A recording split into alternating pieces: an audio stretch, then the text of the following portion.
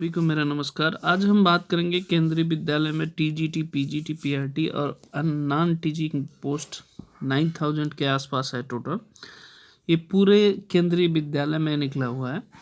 तो उसमें आप कैसे कॉन्ट्रैक्ट बेसिस पे जॉब पाएंगे, क्या क्राइटेरिया होगा, इसके पूरे बारे में डिटेल बताऊंगा। आप एक ये चीज़ें बेनिफिट ये होगा, मैं बेनिफिट भी बताऊंगा, निगेटिव भी बताऊंगा, इसका डिमेरिट क्या है, मेरिट क्या है, ये सारी चीज़ें बताऊंगा, आपको पहले समझना होगा। तो चलिए मैं पहले समझाता हूँ। देखिए, सबसे पहले समझ जाइएगा कि पीजीटी के लिए जो एज लिमिट है, यहाँ एज लिख रहा हूँ, आप जानिए एज लिख रहा हूँ, और टीजीटी का लिख रहा हूँ, और यहाँ पे पीआरटी लिख रहा हूँ।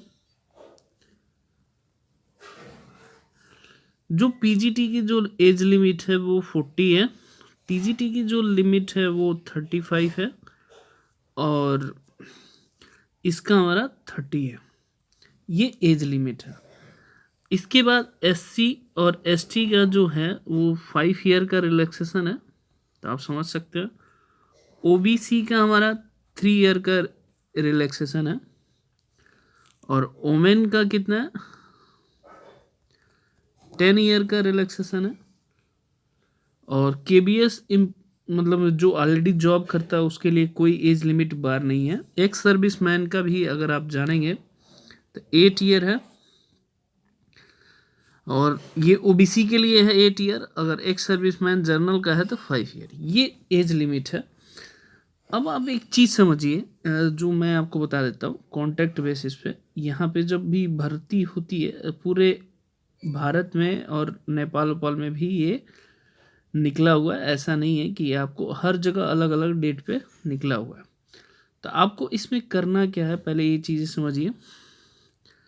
पीजीटी के लिए जो डॉक्यूमेंट आपको चाहिए, आप जानते हैं पोस्ट ग्रेजुएट होना चाहिए, पोस्ट पीजी होना चाहिए 50% से, और बीएड होना चाहिए। टीजीटी के लिए आपको ग्रेजुएशन होना चाहिए, 50% होना चाहिए, प्लस बीएड होना चाहिए, और सीटेट भी पास होना चाहिए, ये ध्यान रखिएगा।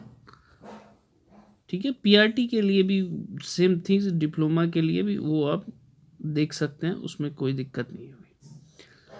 अब मैं आपको बता रहा हूँ कि इसकी क्या बेनिफिट है और क्या डिमेरिट है, क्या चीज़ें।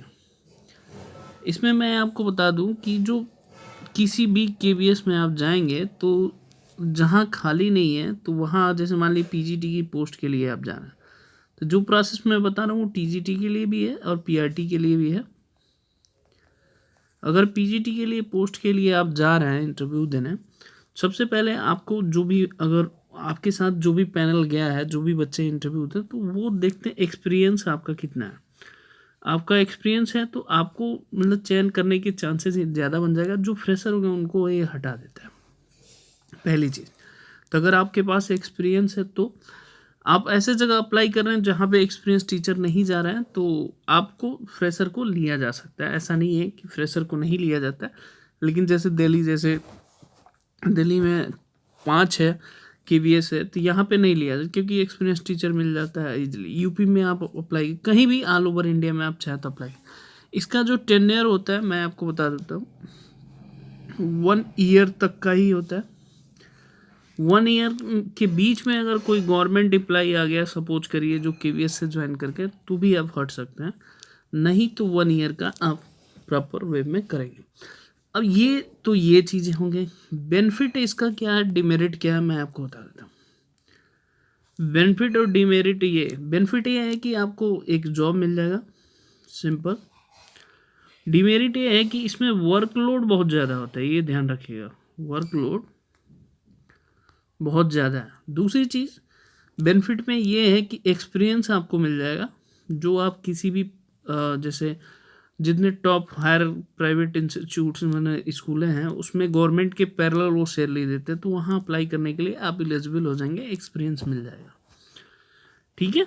वर्क का टाइम वही रहेगा 1 ईयर, फिर ये नेक्स्ट ईयर अगर वैकेंट रहेगा तो रिन्यूअल करेंगे, नहीं तो नहीं करेंगे। ये चीज़ें अगर जिसको एक्सपीरियंस चाहिए किसी ऑर्गेनाइजेशन में काम करने के लिए, तो उनके लिए बेहतर जॉब है। रूल रेगुलेशन आप करते हैं। अब अगर केवीएस का पेपर भी आप देते हैं, आप उसमें इंटरव्यू में जाते हैं, तो वहाँ आप बता सकते हैं कि हमने केवीएस में पढ़ा रखा था, तो उसका आपको बेनिफिट मिलता है। तो केवीएस का ये पूरा फंडा है कि इस तरह सिलेक्शन प्रोसेस है। आप जहाँ भी बिलोंग कर रहे हैं, जिस भी क्षेत्र में, तो आप वहाँ जाके इंटरव्यू दे दीजिए, आपका हर जगह निकला हुआ है, तो आप वहाँ अप्लाई कर सकते हैं और इजीली जाके आप ज्वाइन कर सकते हैं। सैलरी इसका फिक्स होता है, इसमें कोई वो नहीं होता है, डिस्काउंट नहीं होता है, जितना बोल दिया जाता है उतना ही वो देते हैं। हर क्षेत्र का अलग अलग है। पहले अभी जो पीजीटी का है वो है हमारा, मैं आपको बता देता हूँ, 32,500। टीजीटी का जो सैलरी है हमारा 31,250। और पीआरटी का जो पीआरटी का अगर देखेंगे तो इसकी सैलरी है 26,250।